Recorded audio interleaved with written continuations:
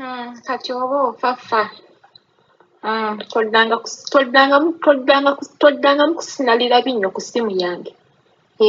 Oba ofaffa, oba olwala, oba ofiira mu kiyumba fambwa ggwe. Lw'oliyiga okwogera n'abantu. Ate kati ate ne bajjuddi bonna babimanyiiko, Tamala bonna babimanyiiko. Kati era ogendangayo ng'okimanyi. Ogendanga ewa Juddi ng'okimanyi, ogendanga ewa Tamala ng'okimanyi. Kubanga message zo zonna ze wampeereza bazirina. Kati simanyi gy'ogenda sisinalira binnyo mbu weetaaga buyambi.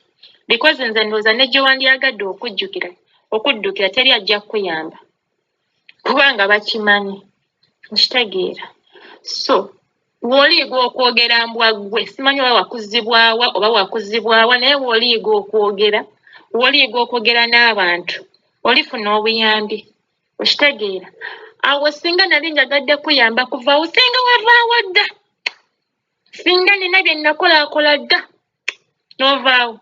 N'ofuna n'obujjanjabi. Babboosi bo bennyini ne bakutwala ne mu ddwaliro in fact.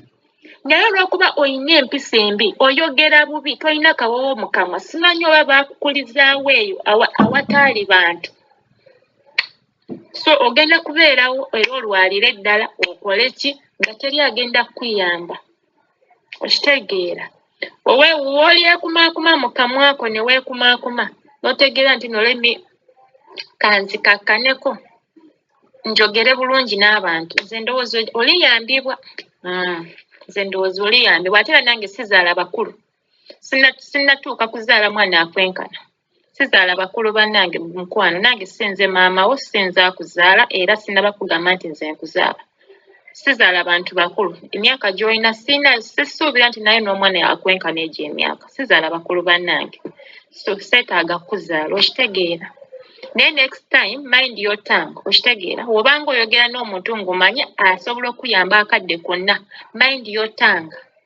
Si gwe wampa omulimu, si gwe wandeeta e Saudi Arabia. So wantegeerera wano. Okitegeera. Wantegeerera wano. So mind your tongue. Okitegeera. Mind your tongue. Ate nga just know nti anytime ojja kwetaaga obuyambi bwaffe tokyerabira. Anytime you will need our help.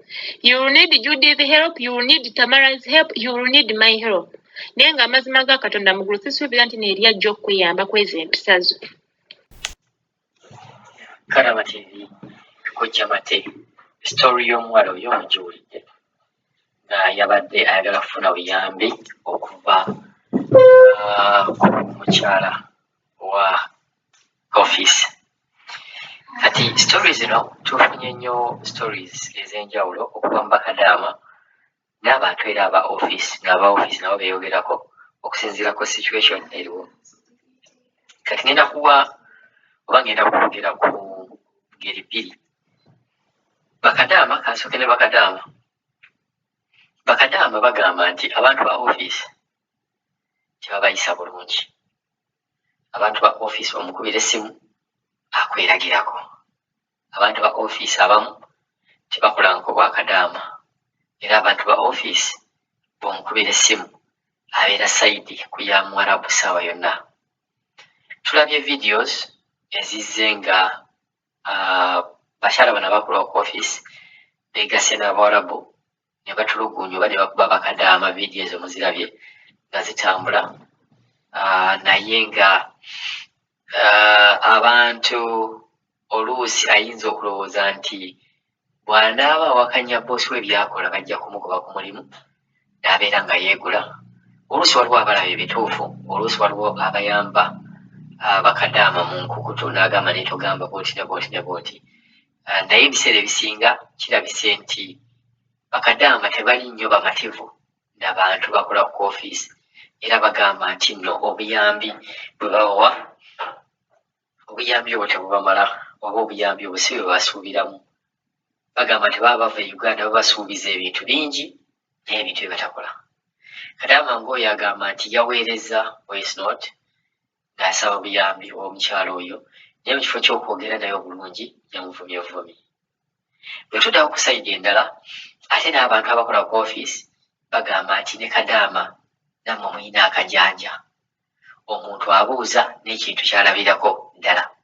ne mukuba essimu oluusi omuntu n'akuba essimu n'atandika okubabuulira ebintu nti ng'ebintu nga boosi emirundi emeka gy'agenda mu ttooyi.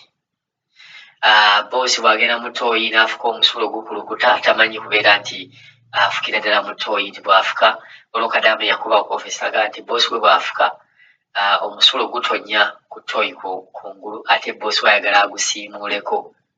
Kadaama nga ye complaint ye gy'alina. Abamu ku ofisi ne bagamba nti Bakadaama temumanyi kikyabatwala muve Uganda ng'omuntu osomba ebidomola ng'obijja ku luzzi. Ne boosi n'agamba nti genda wabweru ondeetere amazzi oba genda ondeetere ekintu bwe kiti. N'ogamba nti tekyali mu contract. Kati ebintu bino buli omu alina engeri gy'akirabamu. Omuntu ayinza okugamba boosi wo bw'aba afuse ku ttooyi oba omusulo ne gusammuka ku ttooyi, lwaki wandikubidde ofiisi era bwe gusammukako mu ttooyi obadde oyagala kugendayo nga tewaliyo kintu kyogenda kusiimuula. Nti oluusi aba ofiisi bagamba nti Kadaama oluusi mukiyitiriza ne mukuba n'ebintu ebitaliimu n'okuba nti oyagala kwongeza musaala ng'ate omusaala wagusayininga nti $9,000. So ebintu ebyo balance. Kadaama bagamba aba ofiisi mubayisa bubi, aba ofiisi bagamba Bakadaama namwe mulina ekintu kino mukiyitiriza nnyo ne mukiteeka ku leva endala. Naye tugambe bannange okay, omuntu ekintu akitadde ku leva endala, voice note eyo oba okuddamu okwo kwe kwalisaanidde nga gwe omuntu ali mu ofiisi agamba nti alabirira Kadaama. Era omuntu n'abuuza wadde mba nkulabirira naye gwe kitegeeza kubeera nga ojja kwogera buli kyosanze nze n'ensirika. Nabo bagamba nti babira abantu bw'omujja kuwaya naye ajja kuddamu okusinziira engeri gy'omuggyeko waya. Katweyongere tuddemu kuyize ka voice note kano kye Kadaama agamba kamuyisizza bubi era yeekokkola olunaku lwe yagenda Saudi n'abeera ng'akolaganye ne ofiisi. Saafunye mannya ga mukyalo ono naye nawuliddeko nga nyakuddamu mpulize voice note gye baatuweereza nga bamaze otuweereza ka voice note kano. Nawulidde ng'oba agamba omukyalo ono baye Jalia, erinnya oba lyabadde bwe lityo oba Jalia oba Jamila, bintu bwe bityo Jalia something. Kale katweyongere okawuliza ka voice note kano. Kati oba ofaffa toddangamu kusinalira binnyo ku ssimu yange. Oba ofaffa oba olwala oba ofiira mu kiyumba fambwa ggwe. Lwoliiga okwogera n'abantu ate kati ate ne bajjuddi bonna babimanyiiko, Tamala bonna babimanyiiko. Kati era ogendangayo ng'okimanyi, ogendanga ewa Juddi ng'okimanyi, ogendanga ewa Tamala ng'okimanyi. Kubanga meseji zo zonna ze wampeereza bazirina. Kati simanyi gy'ogenda sisinalira binnyo mbu weetaaga buyambi. Because nze ndowooza ne gye wandyagadde okuddukira teri ajja kukuyamba kubanga bakimanyi. Nkitegeera. So bw'oliiga okwogera mbwa ggwe, simanyi oba wakuzibwawa naye bw'oliiga okwogera n'abantu olifuna obuyambi. Okitegeera. Awo singa nali njagadde kuyamba kuvaawo singa wavaawo dda. Singa nina bye nakolaakola dda n'ovaawo n'ofuna n'obujjanjabi babboosi bennyini ne bakutwala ne mu ddwaliro in fact.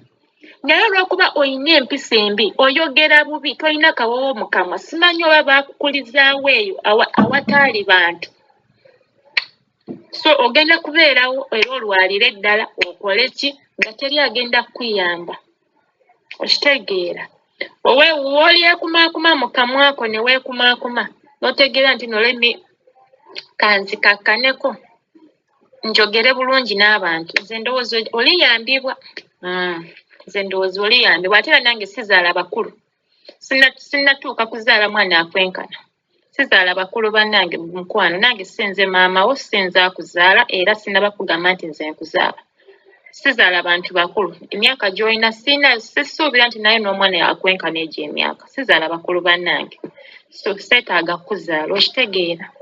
Naye next time mind your tongue. Okitegeera. Obanga oyogera n'omuntu ng'omanyi asobola okuyamba akadde konna, mind your tongue. Si gwe wampa omulimu, si gwe wandeeta e Saudi Arabia. So wantegeerera wano. Okitegeera, wantegeerera wano. So mind your tongue, okitegeera, mind your tongue.